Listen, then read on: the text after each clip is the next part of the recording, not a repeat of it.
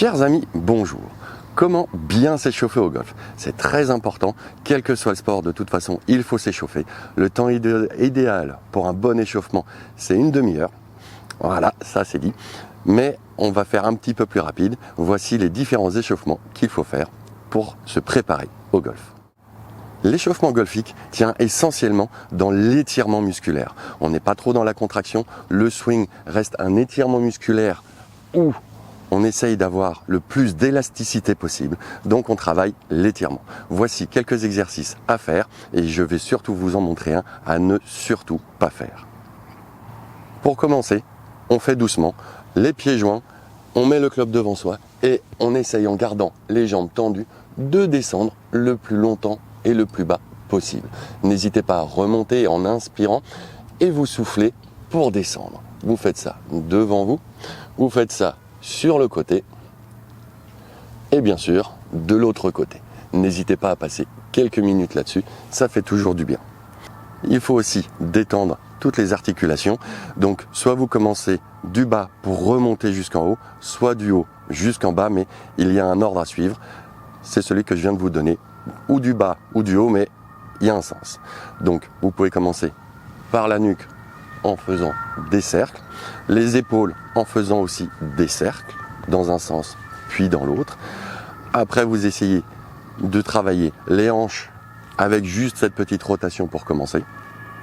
Et après, avec les genoux, les mains sur les genoux. Et là, vous tournez. Et à la fin, vous pouvez finir avec les chevilles. Vous mettez la pointe du pied et vous tournez dans un sens puis dans l'autre. Une fois que les articulations sont un petit peu dérouillées, on va pouvoir s'attaquer à la rotation de tout le tronc. Le premier exercice que vous pouvez faire, c'est en mettant le club derrière les épaules ici et vous tournez, tout simplement. Si vous préférez ne pas mettre le club derrière les épaules, pas de souci, j'ai un autre exercice, mais surtout il doit être derrière les épaules et pas posé sur la nuque, ça sert absolument à rien. Le deuxième exercice qui aide à faire tourner, vous vous mettez avec le club dans les mains, les paumes face à vous. Et à partir de là, le même exercice. Vous tournez. Surtout, pas les mains dans l'autre sens parce que sinon vous allez avoir tendance à vous bomber. Et si vous essayez de tourner comme ça, c'est pas très efficace. Un exercice que je n'aime pas du tout parce qu'en général il est très mal fait, il est très difficile à réaliser, c'est quand j'ai le club derrière les épaules, c'est de me pencher et d'essayer de tourner comme ça de manière à essayer de déjà me prédéfinir au swing.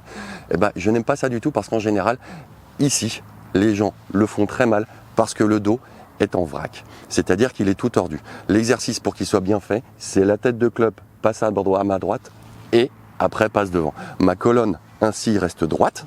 Ça, c'est très important que ma colonne reste droite. Si jamais je fais comme ça, ma colonne est en vrille et ça peut m'abîmer le dos. Donc, cet exercice-là, ici, penché, est à proscrire. Celui-là, ça marche de la même manière, sauf que je suis droit du début à la fin, donc je risque pas de m'abîmer le dos. Comme dans tout sport de lancer, il y a dissociation des articulations et au golf, il faut savoir dissocier les épaules des hanches. C'est pour cela que cet exercice-là, quand vous tournez, les épaules et les hanches tournent en même temps. Maintenant, pour apprendre à tourner ou que les hanches ou que les épaules, qui vous permettra d'avoir un peu plus de souplesse, vous mettez le club devant vous et vous vous dites, voilà, le club ne doit pas bouger et je dois tourner mes hanches, comme ceci. Là, il n'y a que les hanches qui bougent, les épaules ne bougent pas. Et ensuite, j'essaye de tourner que mes épaules, mais surtout pas les hanches. Ainsi, vous dissociez les deux articulations principales du swing et à partir de là, vous pourrez avoir plus de souplesse et plus de facilité pour swinger. Pour en finir avec l'échauffement, mes deux exercices préférés que je fais toujours à la fin d'un échauffement, c'est avec les deux clubs, toujours la même chose, un grip juste dans le bon sens, main gauche en haut, main droite en dessous pour les droitiers, et à partir de là, avec mes hanches, je fais balancer mes clubs, et avec le poids du club, ou des deux clubs, je finis par avoir un grand swing. Donc là, je m'échauffe encore plus golfiquement.